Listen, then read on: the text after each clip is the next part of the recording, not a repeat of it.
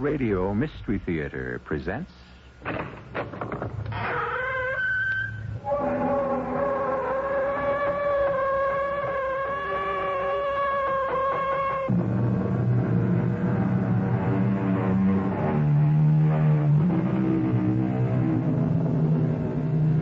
Come in. Welcome. I'm E.G. Marshall.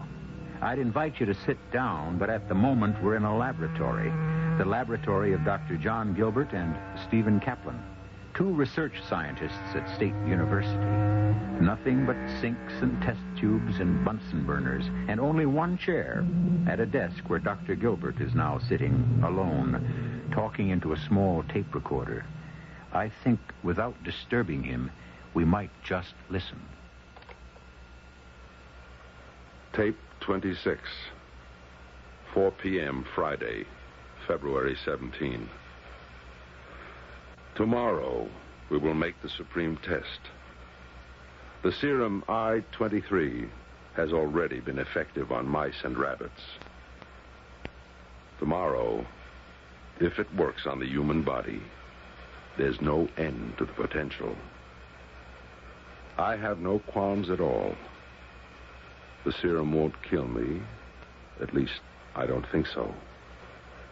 But we cannot know its true worth until we try it on a human. On me.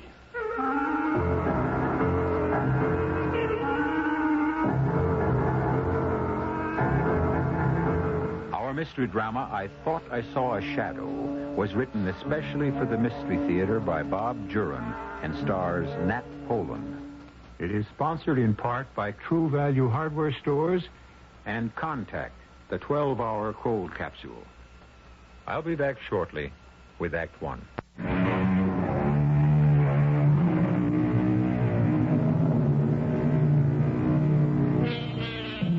When man tampers with the forces of nature, sometimes great things are revealed to him. Radio, for instance. Had it not been for man's curiosity, his probing and questioning, the miracle of broadcasting might still be undiscovered. And then, where would we be? That's just one of the thousands of ways that humans have put the laws of nature to productive use. But there are other laws and forces that are better left untouched, unexplored. For these laws are immutable, fixed, unchanging. And some of them, when disturbed, produce frightening and devastating results. Let's go to the laboratory of Dr. John Gilbert and his assistant, Dr. Stephen Kaplan, as they prepare to tamper with just such a law. Lab 2, Kaplan here. Yes, sir, right here. John, Colonel Morgan. Oh, thanks. Hello, Colonel. I was expecting your call. Yes, on Saturday. But I know we've discussed it, Colonel, and I have to be firm. No witnesses. I realize the government is funding the project, but until Dr. Kaplan and I are sure it's ready, we have to conduct our experiments in absolute secrecy. Thank you, Colonel. Yes, certainly, as soon as we have the result. Goodbye. If this thing's supposed to be top secret, how does Colonel Morgan come off thinking he can bring in a party of bird watchers? Well, he has to act important. He wants to be sure he gets whatever credit is coming. And I should be used to that. You mean Dr. Ferguson? She could have shared that award with me for the work we did on blood plasma. It was mostly my work. She could have given me some recognition, even though I was only her student. Well, forget her. I'm still worried about going ahead. I don't think we've run enough tests on the animals. I think it's too soon to be squirting the stuff in your arm. I know, Steve. But how much further can we go with the animals? We can't get a subjective reaction. We know the primary function of the serum works, but we don't know how they feel, how they move under the influence. I know you're right. And I know we're going through with it on Saturday. And I know I'm supposed to be a level-headed scientist. And I know I'm damn scared. I'll get it.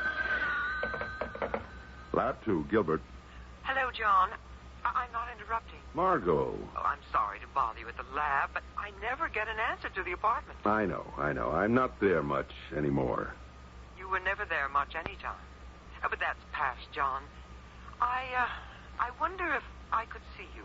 Of course, Margot. This project's taking all your time. You name it. Well, I could meet you tonight. Do you want to come to the apartment? No, I'd rather you came here. Want to make a dinner? That'd be nice. How about 7? All right, I'll be there. Goodbye, John. See you later, Margot. No comment. She's still my wife, Steve. In name only. I hate to see your concentration broken by another meeting. Particularly now, 2 days before... I'm not a teenager, Steve. I can control my emotions. John, does Margot know about our work? No. I've kept it top secret even from her, which wasn't difficult since we see each other so seldom now. Are you going to tell her? Why should I? I don't know, really, but if something goes wrong... What would telling her in advance accomplish? I think, as your wife, she ought to know there's a chance she may never see you again.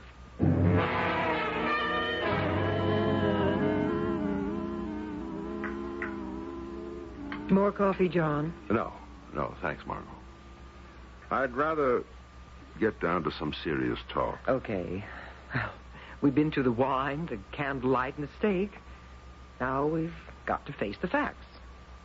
The facts being? I want a divorce. I was afraid of that. John, don't make it any more difficult for me. We've been separated for almost a year. I want to be free. Do you? Really? Now, yes. A few months ago, I might have had doubts. But now I know I want to marry Bill Watkins. I want to be free to marry him. Well, I can't blame you. I'm not going to drag up the old neglected wife routine. You'll always be a deep part of me. But I want more out of life than the shadow of a man. Well, I can't argue the point. But you'll always be a deep part of me. You know, working in the lab, those many nights, those lonely nights for you, for me, you were always there. I love you. Even though you were home and I was working, we were there together. I may have been there for you. But for me, it was lonely. Is lonely. Well, I'll do whatever you want, Margot. Thank you. No, damn it, I don't mean that. I don't want Bill Watkins to have you. John. Give me one more chance. Let me finish this project I'm on now. It'll only be a few weeks, and I'll take a sabbatical. We'll travel. We'll be together every minute. And then I'll settle for a teaching position in California. A nice, quiet, steady life. In other words, your career is the price you'll pay for me. Yes, if I have to. And you'll hate me for it. No, John. I want it my way. Well, it doesn't have to be settled tonight. Things can change. Maybe you will be free. What do you mean by that? Well, Steve thought I ought to tell you. It's supposed to be top secret, but as my wife... What is it, John? The project, the government project. Well, I know that. I know it's taken every minute for 2 years. But you've never known what it was. No. No, I could have put up a fight against another woman easier than that secret project. Well, Steve thought I ought to confide in you as my wife. Because, as he put it, you may never see me again. What? You've got to swear to secrecy, Margot. No one on Earth except Steve and a handful of government officials know about this. All right. I swear. Steve and I have developed a serum. A serum that's injected into the body and renders the body totally invisible. Invisible? It changes the molecular structure of the body. It works on the nucleus of the body's atoms. We've proved it with the lab animals. Invisible? But why? Margot, its use in the military is beyond imagination. For spies, troops, invisibility could turn the outcome of battles. And it works. On lab animals, it works. That's fantastic. And on Saturday, we're trying it on me. On you? John, you mean you're going to become invisible? Well, that's the hope and the plan. The effect only lasts for an hour or so, but we can't be sure of it until we try it on a human. On the rats in the lab, it lasted 1 hour. Then, gradually, they reappeared. No worse for the experience. Then it's not dangerous? Not to the animals, but we've got to try it on a human to really find out, to get the subjective reactions. I mean, will I see myself, or will I look down and see nothing but space? How will I move? My body will still be there. I won't be able to walk through things like a ghost, or will I? These are the questions we have to answer with a human subject. You. Me.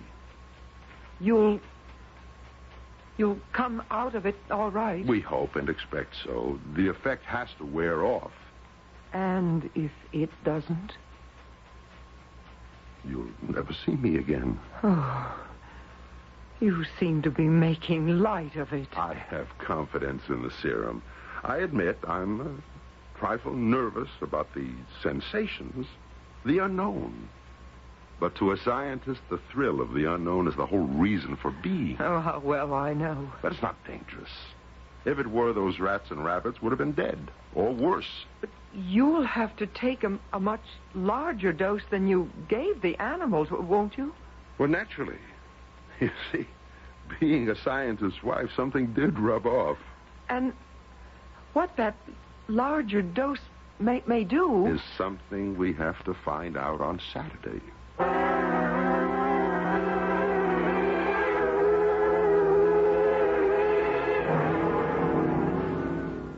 Are you ready, John? Yes. Now, you're sure? I'm sure, Steve. We've worked for 2 years for this minute. All right. Oh, damn it. Let it ring. I can't. Lab 2. Steve, can I talk to John? It's Margot. All right. Margot? Oh, John, I had to call. Are you all right? We haven't started. You called at a very awkward time. Oh, I'm sorry, but I simply can't stop thinking. I understand. But you'll have to let me call you later. If you're able to... I will. Please, Margot, I can't talk now. Oh, all right. Call me later. Go ahead. Okay. It's a large dose. At least 30 seconds to empty the syringe. Feel anything? Not yet. I'm going to slow down on the pressure a second. Why? Let your body absorb what it's got already. I don't feel a thing. Maybe I'm not supposed to. You don't look any different either. It's too early to tell. Maybe the dose we planned isn't big enough. Stop the tape recorder. I have now absorbed 200 cc of the serum I-23. The 23rd formula, which Dr. Kaplan and I feel to be the effective limit for invisibility. I have no sensation. 20 seconds have passed since the beginning of the injection. In our experiments with mice, invisibility began within the first 10 seconds and was complete by 30. Taking into account the difference in size and body tissue, I should begin to disappear within 2 minutes, and complete invisibility should be effected in 5. 40 seconds have passed. The syringe is empty. Feel any different? Our proportions couldn't have been that much off. It's not likely. But everything's still an X factor. The dosage must have been too small. We don't know that yet. All right. We'll wait 15 minutes.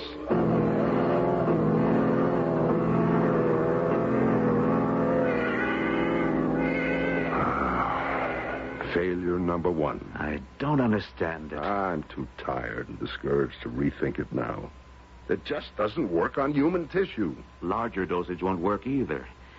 If it's going to be practical for military use, the dose has to be small. A capsule a guy can pop in his mouth. A spy can't wait around for 2 or 3 injections to work. I know. We'll go back to the formula Monday. I'm going to forget it for 48 hours. What time is it? 4:10. All right, I'm going out and have the biggest martini I can find. How about you? I'll take 2.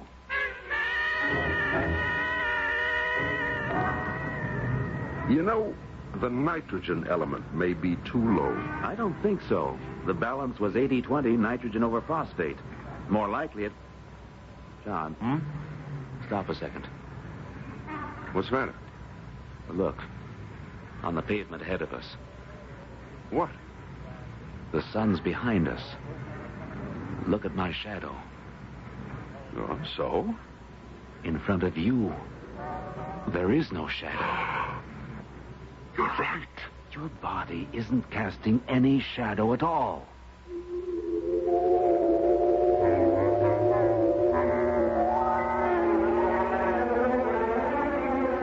No shadow. A curious condition for Dr. John Gilbert. For anyone, for that matter. After all, one's shadow is a very personal thing. It's yours alone. And to be without one, well, it's unnerving, to say the least. Thank goodness I still have mine. I can see it right here on the studio floor. So don't go away, please. Me and my shadow, if not Dr. Gilbert's, will be back shortly with Act 2.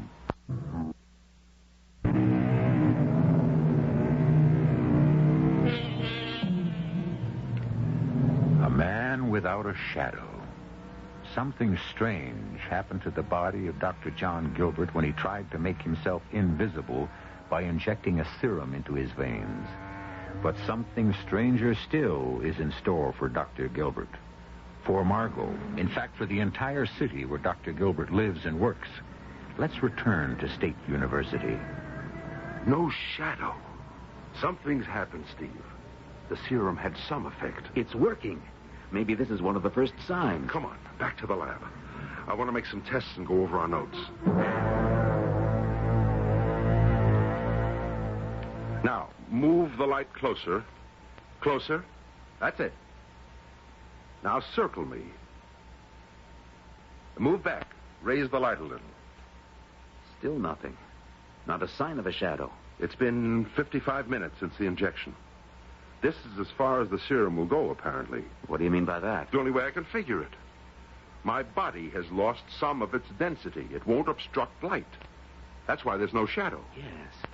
Yes, the molecular structure must have dispersed just so far. It's obvious, then, that a massive dose is the only thing that will bring on complete invisibility. Oh, no more, John. Not now. No, I didn't mean that. I'm not ready for more.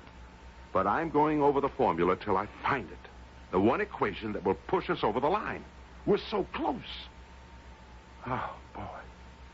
Well, why don't you take off? I have nothing on for the night. I'll work with you. I'd rather do it alone, Steve. John, do you think it's wise to be alone?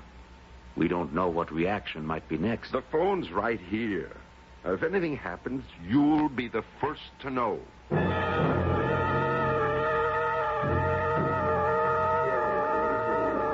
You're not hiding it very well, Margot. I know, Bill. I'm sorry to spoil our supper. Margot, I love you. We're going to be married. Your problem is my problem. Not exactly. It's John. I'm worried about him. Is he giving you a hard time about the divorce? No. He was going to call me today. I was expecting to hear from him before you picked me up. What's he calling you about? I can't tell you. You still seem awfully interested in John. I am interested in his work. It's important. I thought his work was the whole problem between you two. It was, but, well... Then why all this sudden interest? The concern? Oh, Bill, you have a way of twisting things, I say. Margot, level with me. I can't tell you any more than I have. Only that I may never see John again. That would be fine with me. Oh, stop it, Bill, please. If you knew my reasons, you'd understand. But I can't tell you.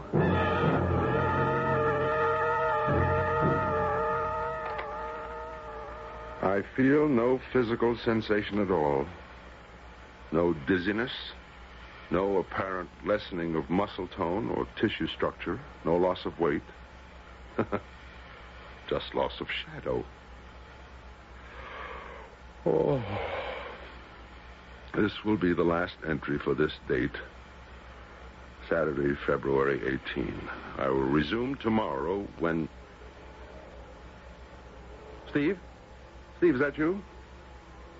Steve? Who's there? I could swear someone came into the lab. New item. It's 10:05 p.m. I have a distinct feeling someone has entered the lab. There was no sound, just this feeling. I will continue taping in case this may prove helpful if anything happens. I know I am not alone. Who's there? Answer me.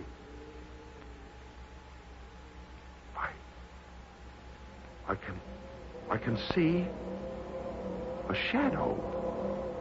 I know someone's there. Shadow is moving from the outer hall. In a second, I'll know who it is. There's nothing but a shadow. A man's shadow moving into the lab. It glides across the floor now, not toward me, toward the wall. Within all reason, this can't be. But it is happening. Now it moves along the wall and stops. It hangs there on the wall, waiting. The shadow of a man. Now I know with all certainty that shadow on the wall is mine. How still it hangs there, waiting for the last of the serum to wear off. But now it moves again, moves with a will of its own, slowly across the wall toward the window. There, it pauses by the window. And now disappears into the night.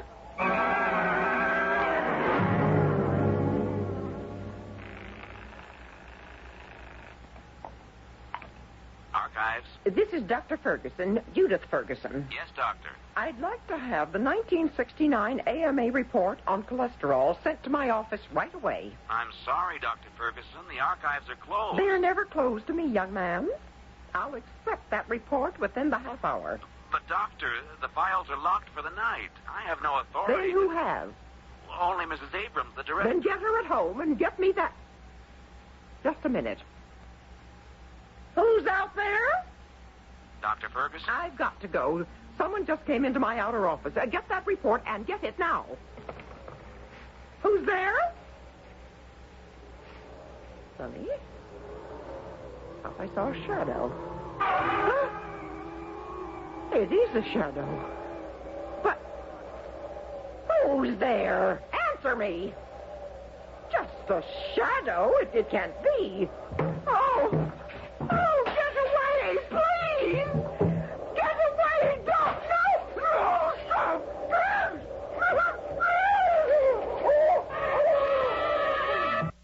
Oh, yes. Yes. Steve, something's happened. It sure has. Dr. Judith Ferguson was found dead in her office last night. Dr. Ferguson? It's on all the newscasts. Some clerk from the archives took a report to her office. Said Ferguson insisted on having it last night. He found her. Murder? They don't say. How awful. We'll hear all the lurid details soon enough. I'm more concerned about you. Any side effects through the night? No, it's funny. I can't seem to remember anything after you left me. I think I started to dictate, and I just don't remember. My mind's a blank. Why can't I remember? Another effect of the serum, perhaps. Maybe. Or maybe the tape will tell us. I'll rewind, and then we'll find out what happened to me. Huh, that's strange. There should have been more than that. We'll play it. There are no physical sensations at all. No dizziness. No apparent lessening of muscle tone or tissue structure. Just loss of shadow. Oh. This will be the last entry for this date, February 18. I will resume tomorrow when... Well? There's more. There's got to be more. Well, that's all there is. You fell asleep. No, there's something... An impression, something more happened. But why isn't it on the tape? You fell asleep. Why can't I remember? Why? Oh. Lab 2, Kaplan here. May I speak to Dr. Gilbert, please? Who's calling? Lieutenant Healy, 4th Precinct. Oh. The police, John. Police? Why? Hello? Dr. Gilbert, I'm Lieutenant Healy, 4th Precinct. I wonder if I could talk with you this morning. What's wrong? Margot? Oh, it's about a Dr. Judith Ferguson. Dr. Ferguson, oh, yes. My associate just told me. We're asking everyone who know her to help if they can. I understand you're acquainted with her. Yes. Some time ago, I was a student in one of her classes. In about an hour, all right? At your lab. Yes, I'll be here. Thank you, Dr. Gilbert. What's up? He wants to talk to me about Judith. They're asking everyone who knew her. Well, you haven't seen her in how long? Well, I see her in the hospital now and then, but our work together was over 2 years ago. Oh, relax, John. You haven't got anything to worry about. You know Dr. Ferguson how long? Well, Lieutenant, we were actually associated for only a year. I was a graduate student in one of her classes. That was 2 years ago. We wouldn't single you out like this, Dr. Gilbert, but we're told you and Dr. Ferguson were involved in a successful medical project, one that Dr. Ferguson received an award for. Yes, on blood plasma. Well, after working that closely with Dr. Ferguson, can you remember any incident, any friend of hers, anything that might give us a clue to who'd want to kill her? Well, then, you do suspect murder. This was no accident. How was she killed, Lieutenant? Nothing's been said. Well, we're keeping that quiet. She was suffocated. Apparently, a clerk from the hospital archives department took a report to her office. She didn't answer his knock, so he got the custodian to open the door. They found her. The office was locked from the inside? Windows, too. Well, then if it was murder, how did the killer get out? That's just one of the problems we've got with this case. Oh? There were no marks on the body, but the room was a shambles. She fought with someone.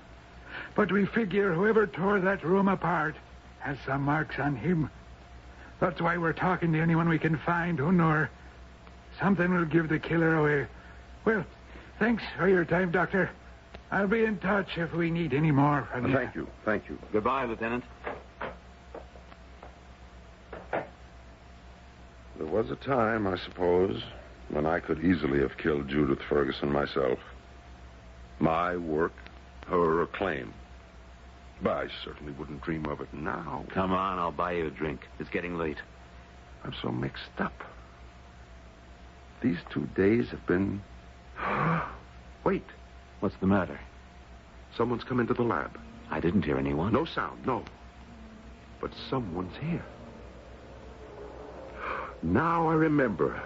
Last night, I remember. I was alone. I thought it was you. What are you talking about, John? It's back. It's here in the lab, just like last night. John, stop this. There it is. Good Lord. What? Shh. It's my shadow. My shadow. Alive. And with a will of its own. You saw this last night? Yes. Now watch. It moves along the wall. So slowly. Silently. I can't believe I'm seeing this. I couldn't believe it either, Steve. There it goes. Look. Along the wall. The drapes. Now, out the window. Just like last night. It's gone. Just like last night. It vanished at the window. And then... Dr. Ferguson. Ferguson?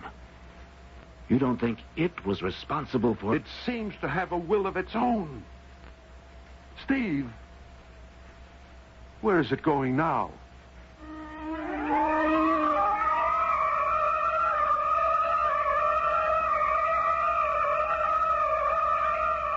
You've heard it said that some people are afraid of their own shadow. Well, it seems that Dr. Gilbert's shadow is something to be afraid of. It has already disposed of one of Dr. Gilbert's dark, subconscious resentments. And there's not the shadow of a doubt there'll be more sinister happenings when I return shortly with Act 3.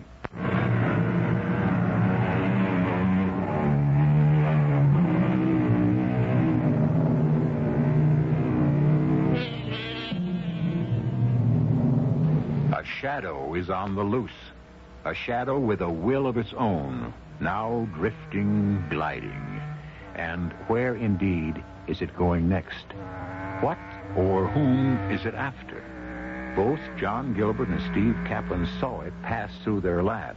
There's no doubt that Dr. Gilbert's shadow has an existence of its own.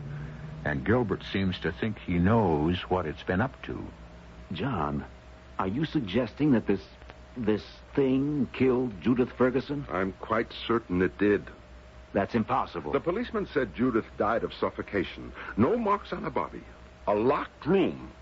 Does that sound like an ordinary murder? No, but why Dr. Ferguson? I don't know. Perhaps because I wished her dead at one time. I think we should notify this Lieutenant Healy. And tell him what? That we think a shadow is out killing people? Your shadow?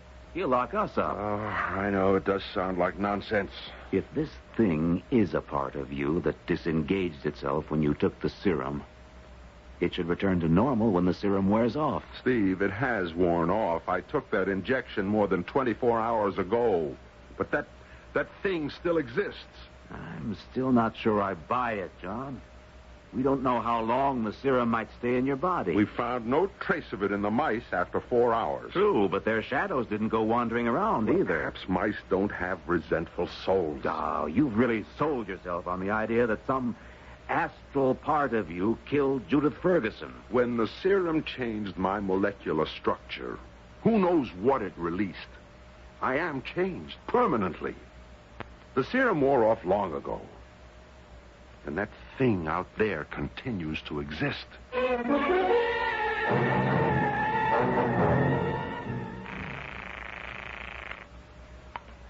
Lab 2, Dr. Kaplan. Oh, Steve, Margot. Is John there? No, he went home around 4 o'clock. Oh, I can reach John at the apartment then. Yes. How is he, Steve? I mean, really, after the experiment. Tired. Very tired. We both are. But there were no serious effects. Oh, I'm glad of that. How did the news of Dr. Ferguson affect him? He was shocked. The police were here this The morning. police? Why? Well, they're questioning everyone who knew her. But why John? They certainly don't suspect him. Of course not. It's routine. Well, I'd better call him. Thanks, Steve. Bye, Margot. That must be Bill. Coming!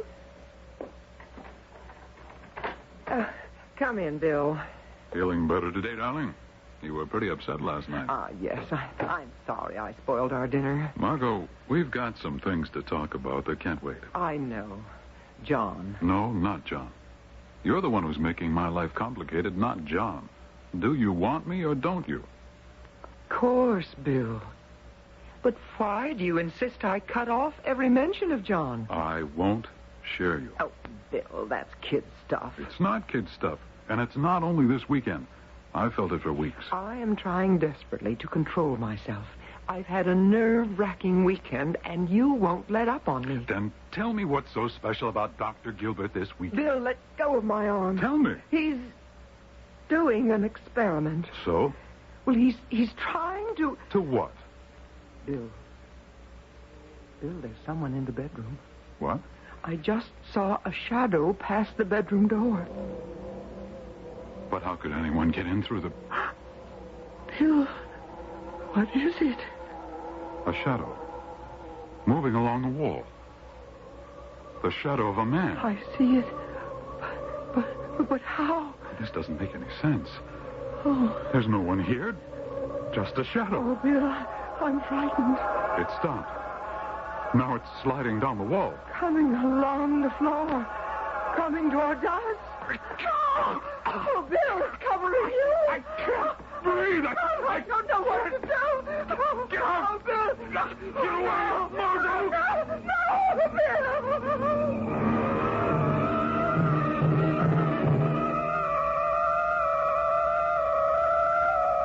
We haven't been able to get a word out of her, Dr. Gilbert. She's in deep shock. Then you don't know what happened in Margot's apartment. I'm hoping you'll be telling me. This smacks of more than coincidence, Dr. Gilbert. 2 people whose lives touched yours, dead within 24 hours of each other, and killed the same way. Are you ready to believe me? Ready? My shadow killed them both. I don't know who will be next. Now, look, Dr. Gilbert, if you're going to make light of this, I'll be damn sure you're sorry. Oh, I'm not making light of anything. My shadow is loose, with a will of its own. Now, you may be an eminent scientist. Look at the floor, Lieutenant. Look! There's your shadow. Where's mine? Oh. Well, okay, I've read enough science fiction to believe it, but don't ask me to be putting out an all-points bulletin on your shadow. Shadows don't kill people, Doctor. People do. Is that you, Bill? Margot, it's John. John. Oh, Bill's dead. Relax, Margot. Don't try to talk. Oh, it was so horrible. The shadow on the wall. It came at us. It moved along the floor. And then Bill choked. Mrs. Gilbert, you saw this shadow. Only a shadow. There wasn't anybody there. Nothing but a shadow. A shadow. Well, I'll be outside. I've got to make a phone call. John, how is Margot? She's out of shock. They have her sedated. This Bill Watkins was victim number 2. There's no doubt. She saw the shadow. It enveloped him and slowly suffocated him. What does Lieutenant Healy say? I told him the whole story. He had a hard time accepting it until Margot confirmed the shadow. Dr. Gilbert, Dr. Kaplan, we've got real trouble. What's the matter, Lieutenant? 2 more deaths, exactly like Ferguson and Watkins. Who? A reporter from the Herald, Jim O'Hara. I never heard of him. Well, how about a Helen Morris, a bridal consultant at Long's Fashion Center? No, I don't know her either. Oh, you're positive there's no connection? None at all. That means the thing is hitting at random. Oh, Lord, what have I done? Look, is there any clue, Dr. Gilbert, anything that might help? There hasn't been time to study it. It only started yesterday, and... Wait a minute. There is something. The shadow always returned to the laboratory. I saw it first before Dr. Ferguson did. And then we both saw it there this morning, before it went after Bill Watkins. Then your lab is the most likely place to look for it. I don't know. I don't know what it will do. Still, I'm responsible. How can we stop it if it does show up? Well, we'll worry about that later. If this leaks to the press, we'll have a panic.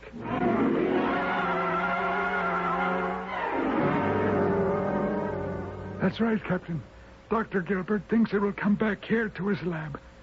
Well, I don't know. Wait a minute.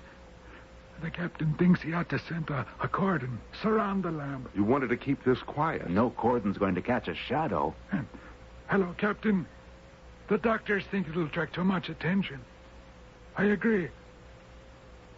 Okay, we'll wait. And keep your line open. Well,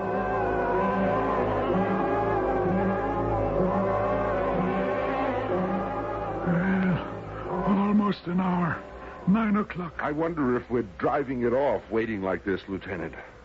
I think it'd be better if I were alone. No way. I'm going to be staying. Dr. Gilbert has a point, Lieutenant. Well, there's nothing any of us can do if it does appear. You can't shoot it, catch it. Why don't you leave me alone and see what happens? Well, maybe you know more about this than I do. I'll go along. I'll be right downstairs, though. I'll wait with the lieutenant, John. Maybe this is between you and whatever it is. Your shadow. Yes. Yes, I think it is. I don't like leaving him alone. Neither do I, Lieutenant. But I don't know what else to do. If the shadow comes back, maybe he can deal with it. And it may not come back. It may keep on killing. Who knows what it's going to do? You ever heard of anything like this before? I can't believe I'm staking out a shadow. We can wait in here. Faculty lounge. Well, I only wish I knew what we were waiting for.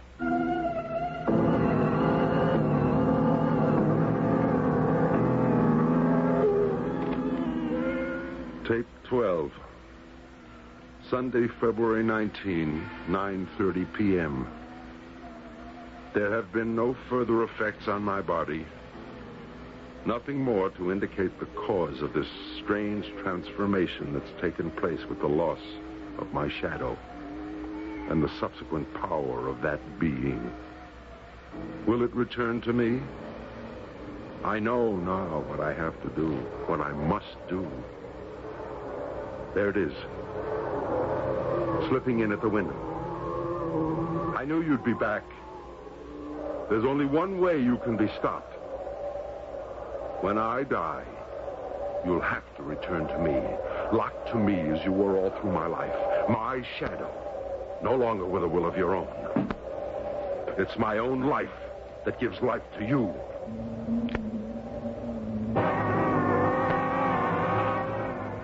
Almost 9:30. I think we ought to go back up. At least we can see if he's okay. Maybe you're right. Come on. Yeah, no, I got my doubts about anything happening like this. That's John. I'm getting my gun ready. John! He may still be alive. John! Oh, let me get to the phone. Police emergency. Get me. He's dead. Never mind. The gun's still in his hand. He never fired a shot. And there's not a mark on him. The thing. Just like the others. We'll never know. Oh, John. What are you doing, Doctor? What I should have done long ago. Destroying the formula and everything about this fiendish project. The chemicals, the notebooks, even the tapes. I don't want to know anymore. I hated this thing from the start. I got a call headquarters. That thing may still be on the loose. No. No, it isn't, Lieutenant. Look on the floor. Oh. Yes, I see. Yeah. The shadow of a man slumped over in his chair. Do you have any doubt it's Gilbert's shadow? As still as he is.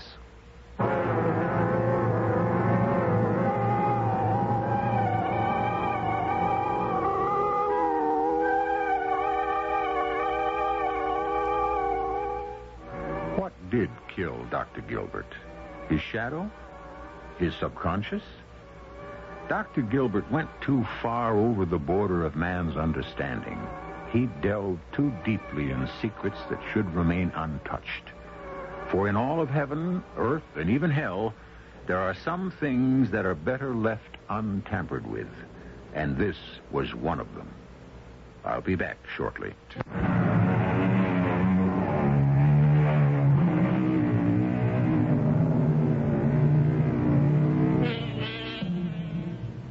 Stand up and take a good look at your shadow. Is it following your every move? Is it really the shadow you're casting, or, look closely now, do you detect a little deviation, a little rebellion, a hint that perhaps your shadow might like to do its own thing?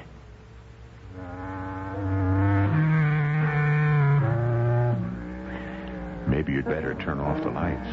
That's the surest way I know of getting rid of shadows, wanted or otherwise.